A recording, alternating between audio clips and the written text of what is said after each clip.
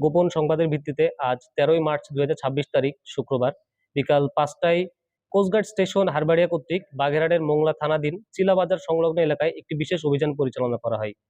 অভিযান চলাকালীন উক্ত এলাকা থেকে প্রায় 10 লক্ষ টাকা মূল্যের 197 বোতল বিদেশি মদ সহ একজন মাদক কারবারিকে আটক করা হয়। জব্দকৃত মদ ও আটককৃত ব্যক্তির পরবর্তী আইনানুগ ব্যবস্থা গ্রহণের জন্য মোংলা থানায় হস্তান্তরের কার্যক্রম প্রক্রিয়াধীন রয়েছে। মাদকের ভয়াল থাবা থেকে তরুণ প্রজন্মকে রক্ষায় বাংলাদেশ কোস্টগার্ড ভবিষ্যতেও এই ধরনের অভিযান অব্যাহত রাখবে।